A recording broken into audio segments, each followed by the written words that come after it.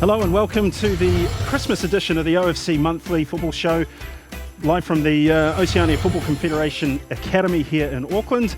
It's been another busy year for football, both on and off the pitch, with lots of unforgettable moments, great goals scored, and milestones worthy of celebration. Let's take a look back at the highlights, including some of the action and drama from the OFC Nations Cup and the Champions League. We also recap on Vanuatu's historical qualification for next year's FIFA Under-20 World Cup in Korea. And it was another memorable year for the Oceania's leading futsal team from the Solomon Islands. While the New Zealand women's and Fiji's men's Olympic teams flew OFC's flag at the Rio Olympics. And a busy year for New Zealand women's football. The Young Ferns represented the region at the Under-17 World Cup in Jordan, while the Junior Ferns and host Papua New Guinea took on the world's best at the FIFA Under-20 Women's World Cup. Papua New Guinea's capital, Port Moresby, has emerged as one of the main football centres in the Pacific by hosting both the OFC Nations Cup and the Under-20 Women's World Cup. So with plenty to talk about, let's kick off our Christmas special with the help of former All White striker Fred de Jong, wonderful hat Fred, and media personality Miles Davis, looking resplendent in green and red. Yeah, I notice I'm the odd one out on this one, but I suppose that's just half of the course. Fred, let me start with you. How would you sum up 2016? I think on and off the pitch it's been extremely busy. You know, we had, as you say, we had the Nations Cup, had the Champions League, all the youth tournaments for age grade for FIFA qualification, also the Olympic Games as well, and on top of that, you had we've got a new FIFA president and all the ramifications of those decisions flowing down through the world of football. And Miles, for you, very quickly. I think it's been a magnificent year for Oceania football. You've seen the Papua New Guinea hosting 2 FIFA tournaments, world tournaments. You've seen the closeness of the game in the Nations Cup and in the Champions League, that the island sides are catching up with New Zealand, making it more competitive. I just think it's been a magnificent year for Oceania football to celebrate. Well, Papua New Guinea were one of the most improved sides in the competition this year. Fred, you and I were there. What did you make of Tommy Semi? Oh, I think Tommy and the other strikers in the Papua New Guinean side, Raymond Kanemba, Nigel Dabinyaba, they were outstanding in that tournament. I think Papua New Guinea came across, they were the most dynamic, they were the most adventurous team, I think, in the tournament, and they're the ones that were really the biggest surprise, given the difference in this performance to how they've been historically. And they have come along. You and I called the OFC Nations Cup in 2012, and PNG lost all their games, but different quality aside now. Yeah, but I think even then they were showing signs. I think it was Frank Farina, wasn't it, in charge, right, and he got a bit of discipline into them, and I think that showed defensively they're a lot stronger than they were before, and I think that's helped all of the sides. The one side that's disappointed me maybe a little bit is Vanuatu. I thought they would have kicked on a little bit from there. They showed a lot of potential. But New Caledonia, again, another side other than PNG, although I suppose we expected better performances from them, they still impressed me as a side that could very soon tip the likes of New Zealand over. Yeah. Well, talking about New Zealand, Coach Anthony Hudson made a number of surprise selections, particularly in goal with the selection of Marinovic over Phoenix goalkeeper Glenn Moss. What was your view of that? Well, I think Marinovic has proven to be his favourite. The favourite number one choice for Anthony Hudson, over the last probably year or so, and and he's done a good job. He's played some excellent games, and again at the Nations Cup, he was probably the difference between New Zealand winning the tournament and not. Just in a number of the games, he made some terrific saves, point blank, because he had players coming through one-on-one against him, and he was always up to the task. And I think he was very good in every match that he played.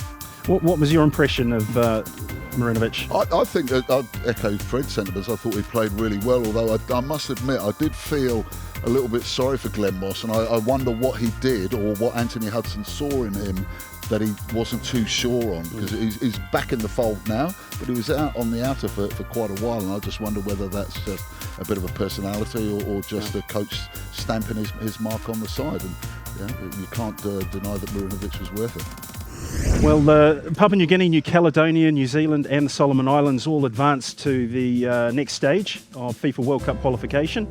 And a lot of that for the All Whites was down to Marinovic's performance in that penalty shootout in the final. Now, for the next stage, we've already had a couple of games that have played out, and New Zealand have managed to get 4 points out of New Caledonia. Solomons and Tahiti have had 3 points each. How do you guys see that? Well, I think New Zealand have been good for their 4 points. I think they dominated the game here in Auckland, came away with that 2-0 victory. Tougher game over in New Caledonia, 0-0 draw. And I think New Caledonia were fighting for basically their World Cup existence.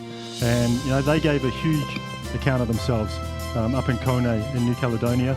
And but credit to New Zealand, they defended well, as they have done against all the island nations through the Nations Cup and through World Cup qualification. And and so the 4 points, they'll be happy with that. And now they look ahead to Fiji in March.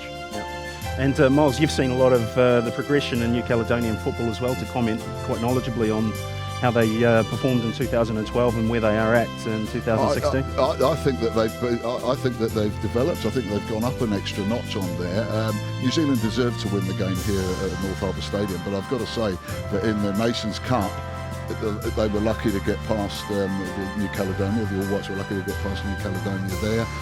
And if they could get that finishing edge, that's what they're missing. They just can't. They create multiple opportunities, can't put them away. And I think the real key for New Zealand has been the advancement of Chris Wood. I can't.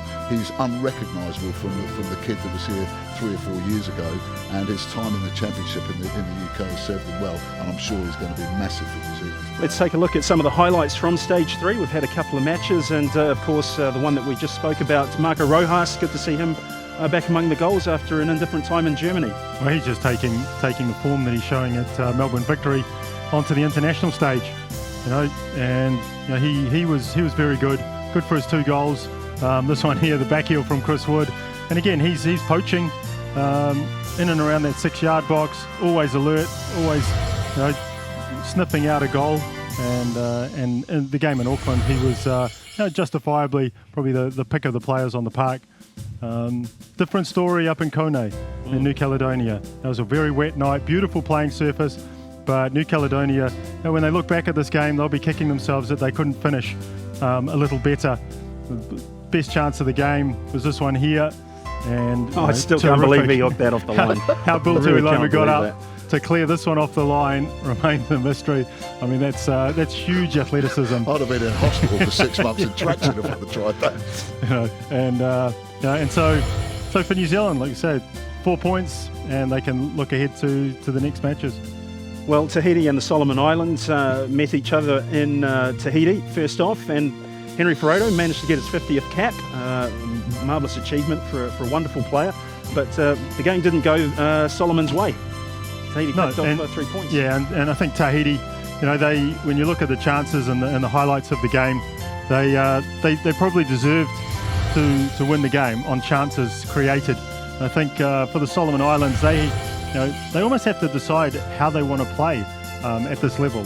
Do they want to dominate the games, maintain possession, which they were trying to do at the Nations Cup, or is it much more free-flowing and individualistic, as we've seen the Solomon Islands play in the past?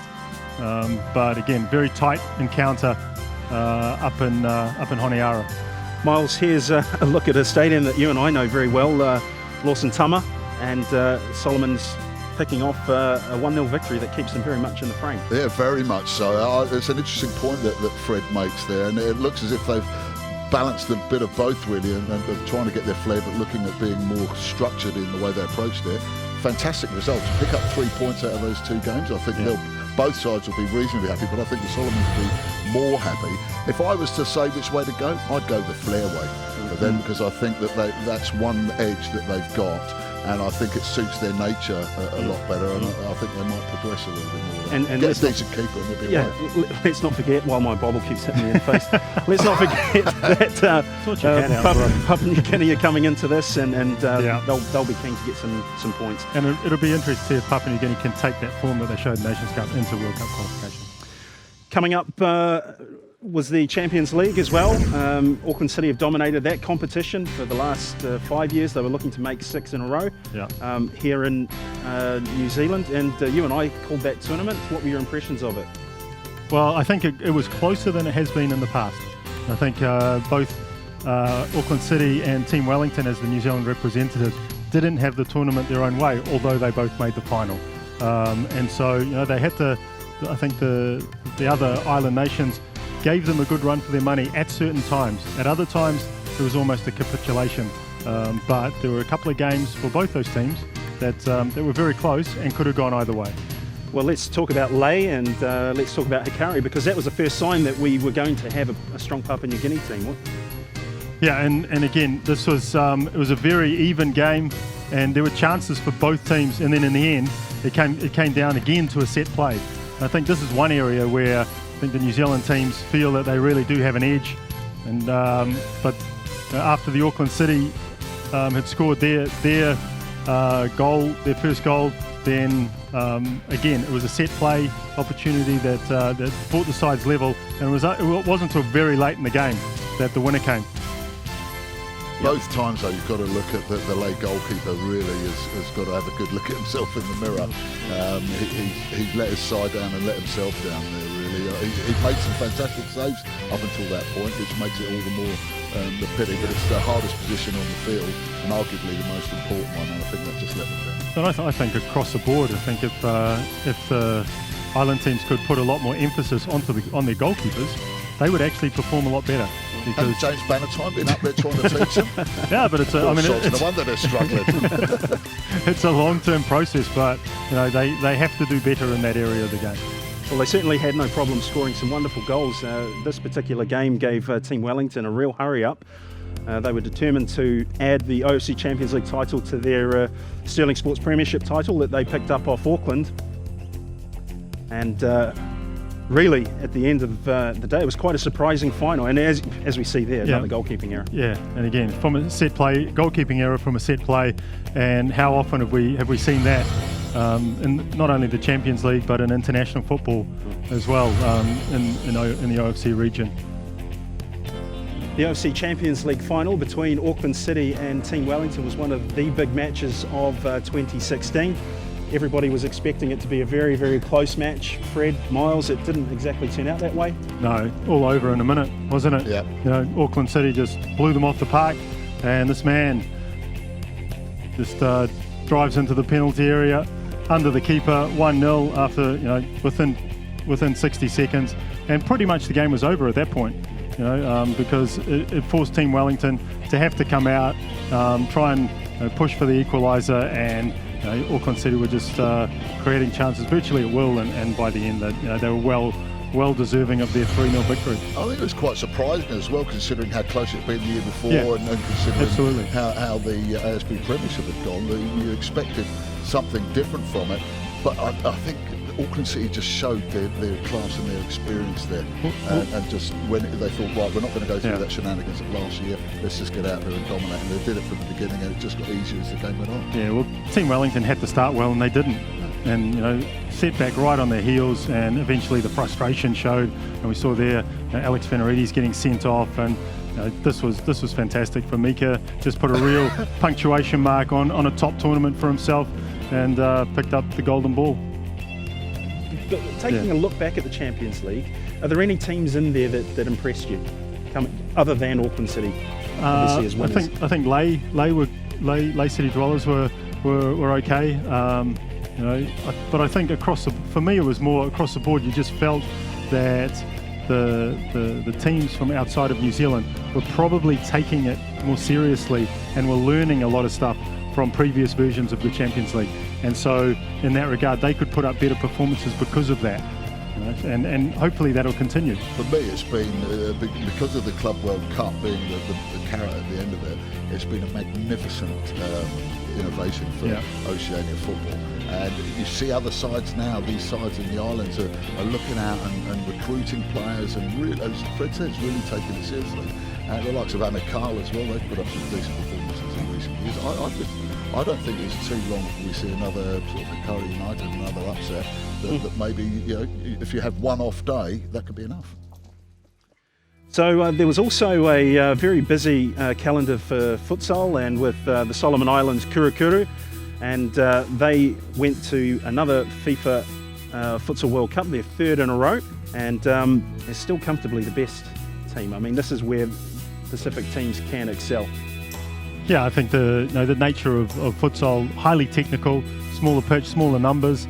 I think that is nations like the Solomon Islands have proven that they can be hugely successful in the futsal arena. I do think teams like New Zealand are closing the gap, and so it's probably down to 3 or 4 of the key nations throughout the Oceania region that are vying for those World Cup qualification spots. What's your view on futsal as a form of football? I think it's magnificent. I love the growth of it. My kids love playing it, and you see it just burgeoning all over the place. What I would say is if we consider the facilities that the Solomons have got compared to New Zealand, we can understand why perhaps the gaps shrunk. I think if the Solomons got some fantastic facilities up there, got a bit of injection of capital up there to help them out, they would just go on leaps and bounds. And I understand that there's a futsal court getting installed up there at some stage. I don't know whether I'm speaking out of turn or I'm sure you'll correct me if I'm wrong. But I remember when we were up there just looking at they're playing in this leaky room that's got half the tiles missing on the floor, and just awful facilities for them to have to play on. So it's fantastic for development of the game, and it's given them a chance to shine on the world stage, which I think is fantastic. Well, the Solomons came back and won the OFC Futsal Championship. There'd been a couple of lean years where Tahiti had started to really put a lot of resource into futsal, but the Kurukuru really showed that when it comes to futsal, they are number one. Yeah, they have a natural affinity for the type of football that you play indoors in the court, don't they? And so just the joy that you see, and we'll see how important it is to Solomon Islands football that they do well. Is unbelievable. It's unbelievable what the joy that they give, not only themselves but also their people, with the success that they've shown at futsal. Well, one player who stands out is Mika Lealafa, who has played a lot of Champions League football for Amical in Vanuatu. He's currently in New Zealand playing for Auckland City, but he was a standout at that championship, and then of course later at the FIFA Futsal World Cup in Colombia. What do you make of him as a player in both forms of football? He's had a busy year, hasn't he? Yeah. He's had a fantastic year. I think for me, futsal, his skill set is perfectly suited to futsal, and so when you see him play the 11-a-side game, you'll see him do amazing things in the tight, and so he's one of those few players that's been able to transport that into the 11-a-side game, and I think it really is a benefit for him that the futsal that he does play. So I think he's one of those guys that has been able to adapt his game across both forms. At what point, open question to both of you, at what point does a player have to choose which form of football they're going to excel at? Because we see this across the Pacific in a variety of different teams and different settings. Yeah, I think when a professional contract comes that dictates that's what he must do. If it's a general football, I don't see the damage of playing one game in the winter and then playing the other one and carrying on year round, because I think it really helps your close control, as Fred says, and that can be handy at any stage or any format of the game. Yeah. So unless you get offered a contract where it says, look, this is where you've got to focus, and we've got to focus on this style of game, the outdoor 11-a-side game, then play both of them. Let's take a look at how the Solomons did at the FIFA Futsal World Cup in Colombia.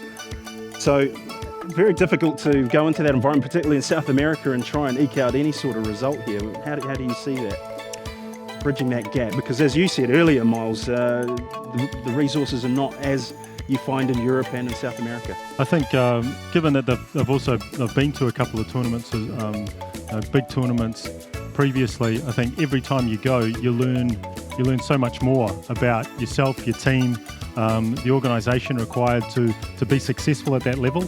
So I think, yes, it's a difficult environment to go into, but it's also a huge opportunity to learn. And I mean, the main thing for the Kurukuru is that they take the learnings every time and just bring them back and improve the next time that they go. And for all the FIFA tournaments, and New Zealand's got that same issue. We go to all the youth tournaments. How important is the draw for your chances? You might spend $1 gazillion and get the world's worst draw, and you're up against the world's best players, and realistically you've got very little chance. And so the draw is just so important as to how you're going to perform in each of these tournaments. Another country that was making its way on the international stage was Fiji at the Rio Olympics. Roy Krishna had led the way for his country and for the Wellington Phoenix in the Hyundai A League. So how would Fiji go on to perform in Rio with the football ferns representing New Zealand? What do you make of Roy Krishna now that we're seeing him arguably at his peak, Miles? He's been a sort of a work in progress for a while now, and he's been around for so long that you almost think that he's a veteran. But he's not. But I think his form now has been backed by Ernie Merrick at the Phoenix. He's been given his opportunity as a starting player now, more responsibility coming onto him. He's got pace, and when he's in the mood, he's a great little finisher. And he will be the one person that Fiji will be looking at. They're going to have the usual security guards at the back. There's big boys that knock people around and don't take prisoners. But he will be a definite threat when these games come up against New Zealand and New Caledonia. I think he's been a magnificent player, and it's great to see him. He's a good kid as well. Yeah, and I think you've got say Mikaeli Alpa on one side and Roy Krishna. For Fiji, what you're finding now is that the top footballers in these countries are real superstars in their countries, and so when Roy goes back home in Fiji, he's just he's a huge ambassador for Fiji around the world. When he does go home, he gets mobbed in the street, goes back to his village, and it's amazing scenes. And the Fiji Air have picked him up as an ambassador. So there's plenty of opportunities for the island players within their own countries now, which is great. Yeah. Well, there was also the women's football tournament in Rio that saw the football ferns once again representing the Oceania region at the Olympic tournament. Let's take a look at how they did. And Fred, what's your sense of where the football ferns need to go next?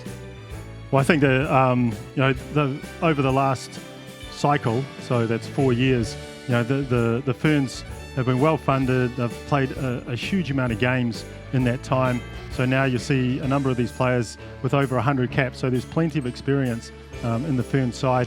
Probably there has to be a little bit of a shift in the way that team operates. They need to probably rejuvenate the squad a little bit. But first and foremost, they need to get more attacking ability into the team, and they have to be more dangerous.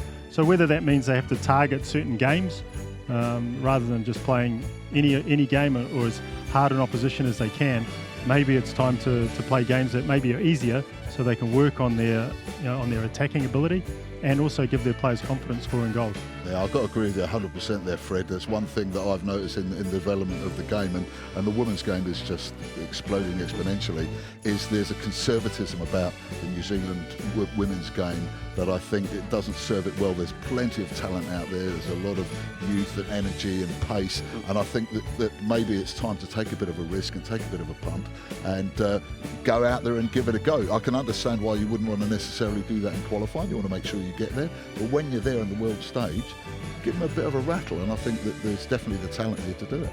There was more history to be made on the football pitch in Vanuatu. The OFC Under-20 Championships saw New Zealand and Vanuatu both qualify for the World Cup in Korea next year. It was the first time that Vanuatu had managed to do so. There's a long history here of Vanuatu falling in finals and choking at the last, but they didn't here. They had a wonderful tournament. Well, finally, they got to the final. That was their goal, wasn't it? They didn't have to win the final. Just getting there was enough. 2 teams qualify, so New Zealand being the other one, but they did. They had a great tournament, and what a colossal struggle it was in the semi-final. And but they found the wherewithal to get through that, and off to their first ever FIFA World Cup at any level is what an achievement. Well, the Solomon Islands have always proven to be a bit of a sticking point for Vanuatu, but this time Solomon Islanders couldn't knock over Vanuatu.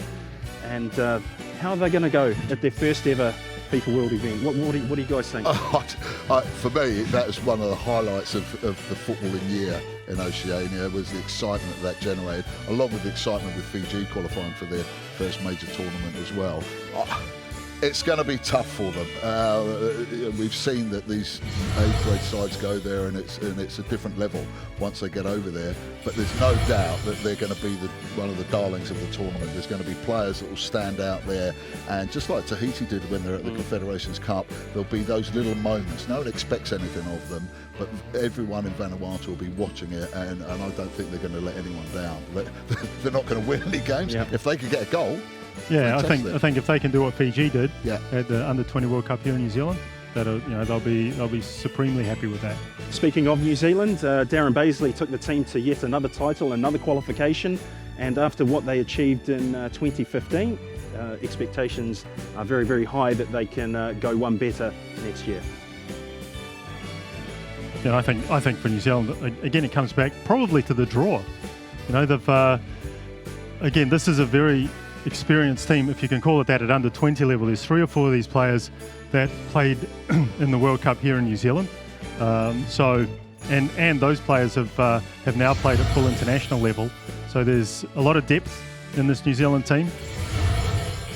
And given that they get a good draw, I think they could actually impress at the World Cup. Well, Clayton Lewis, the player in the picture there, is heading towards his second tournament. And Miles, how do you think they'll go?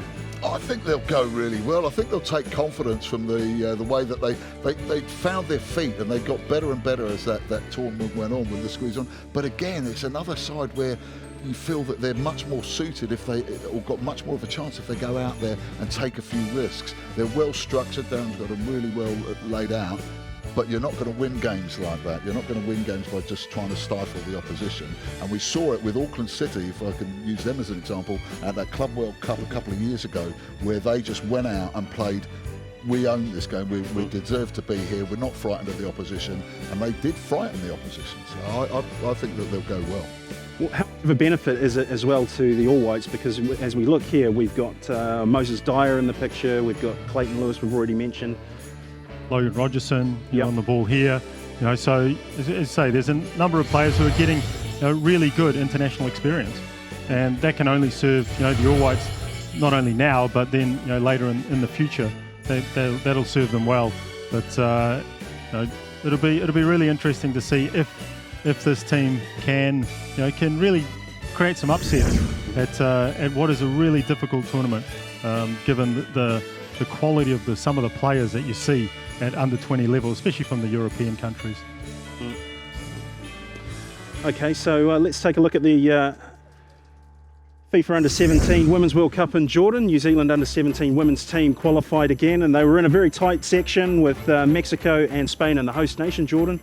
And they did manage to get one victory from that tournament, and Hannah Blake starred with a hat-trick. Let's take a look at this.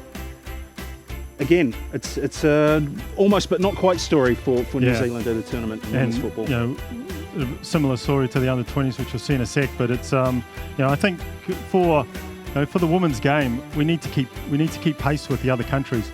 I think across the world, as Miles said before, the women's game's exploding, and it's exploding in countries that aren't really seen as women's football countries, like the Middle East, like the Jordans. You see, okay, they were the hosts, so they're at their first World Cup. But there's a number of countries in the Middle East where women's football is becoming very popular. Asia as well. And Asia as well. Very, very strong. And they have huge resources that they can pump into all of their football, not only just the women's game. And so I think for New Zealand, the trick is we have to keep up. We have to just keep putting the effort and the resource, and also the way we train our players. We just have to really push those areas of the game, because otherwise we are going to be left behind. And once you're left behind against countries that have more resource than you, it's very, very difficult to come back again. Yeah. Well, one country in women's football that we often overlook is Papua New Guinea. They dominate at the Pacific Games women's football tournaments, but they had the opportunity to host the Under-20 FIFA Women's World Cup in Papua New Guinea, a major milestone in women's sport, let alone football. And many said it wouldn't happen, it couldn't happen because of the resources, but New Zealand did very well, Papua New Guinea relatively well, captured the imagination of a country that really is ready to explode with potential. I think the thing with New Zealanders is, again, and we see this in all these age grade tournaments, is they can get that one win, they need to get that second one. And if we look at the Papua New Guinea, it looked as if they've got a couple of hidings, but for that half an hour when they equal, and it was 1-1 against one of the top sides in the world, TPR of Korea, that just justifies the whole thing. And I just wonder look at that, how good is it going to be for football in Papua New Guinea now after the tournaments they've had and the profile the game's had in that country? Yeah, and I think that's the value of putting these tournaments into these sort of places. This is more from the winner here. Hopefully, is the perception of women in Papua New Guinea. They have a massive problem with with violence against women, rape. There's a real rape culture up there. So maybe that this can be the start of something much wider than just stuff that happens on the football field. And if it can, then FIFA can take huge credit for putting these sort of tournaments into these countries. Well, look, I think also a lot of credit to Oceania Football as well, because 8 years ago they did the first ever live broadcast of a women's football match out of Port Moresby. It was the Football Ferns against Papua New Guinea, finished 2-0 to New Zealand, but it was a sold-out stadium, and we also got to see a competitive Papua New Guinea side push New Zealand all the way. But we talk about legacy as well, and we all know Seamus Martin, who's up there, and he's a legacy in himself. He's a legacy in himself, quite. But there he is there in the centre of the picture, and quite rightly with a smile on his face. But as you said, Gordon, when it was first announced that PNG were going to host a FIFA a Women's World Cup in Port Moresby, the eyes sort of rolled back in the head, and it was like, wow, now that's a big ask. And then you see some of the infrastructure that they've had to build there. They've had to build stadiums, of training venues, everything that goes with putting on a FIFA World Cup. And so it's a massive credit to Papua New Guinea. For Absolutely, the locals as well, absolutely, and that's going to help develop the game, which I think is magnificent all round. Okay, so let's take a look at Group A and the FIFA Under-20 Women's World Cup. The host nation, Papua New Guinea. They had a really tough section: Brazil, Sweden, Korea, DPR, and they've been beaten heavily over those 3 games. But that's not really what it's all about. You look at New Zealand in that group as well, though. Yeah, well, they got one win off Ghana, two defeats to USA and France, and plenty for them to build on in the future. For Papua New Guinea, it was about everything that sat outside probably the results on the field, and they had a horrific draw. You got to say, 3 top quality women's nations in women's football, and and so again for the players, it's a learning experience, and for everyone around that campaign, it's a huge learning experience.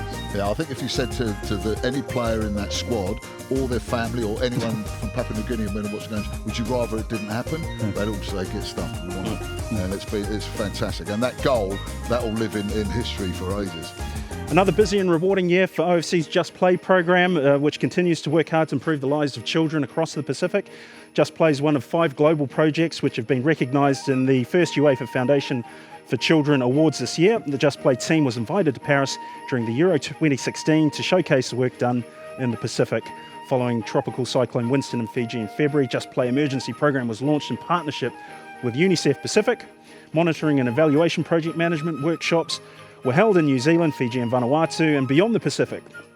Just Play expanded its program with a pilot program in India. Just Play also used the power of football at the FIFA Under-20 Women's World Cup in Papua New Guinea to raise awareness of social issues through their End Violence campaign. And a wonderful initiative, Just Play. It's achieved so much.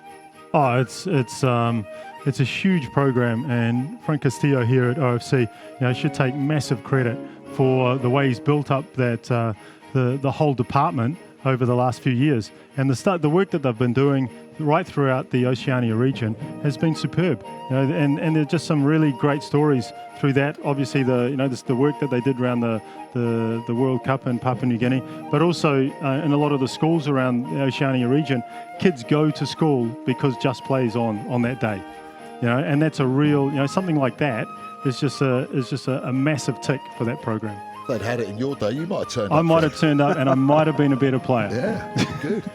Football and education, two things very, very close to Miles' heart. Yeah, well, very much so. See, As a West Ham supporter. I've got, yeah, maybe my football tastes aren't educated, but I've got 6 sons, and I've coached kids football for over 30 years now, and you cannot underestimate what benefits it actually imparts to the kids, not just in terms of their motor skills and the thing, but the teamwork, and helps them grow as young adults and grow into young adults. And I think it's a fantastic initiative, and I'd be surprised if in a few years' time we didn't see it just exploding all over the place. Okay, we can now take a look at the OFC Education Centre Challenge. Haul out the holly, put up the tree before my spirit falls again. Fill up the stocking, I may be rushing things, but deck the halls again now. For we need a little Christmas right this very minute. 7 athlete students from across the Pacific spent 3 months in New Zealand as part of a new pilot program by the Oceania Football Confederation, powered by AIA. The participants from Vanuatu, Fiji, Papua New Guinea, the Solomon Islands, Tonga, Samoa, and the Cook Islands have attended school at Auckland's One Tree Hill College, as well as being trained by OFC staff. Let's find out a bit more about this new initiative from OFC Education Centre coach Phil Pickering, who's with Santa Claus. So Phil, where do the boys come from, and how do you go about selecting them? They've come in from 7 member associations around the Pacific, and they went through some testing, and we looked at their education levels, and then we looked at their football abilities, and that's how we basically selected them.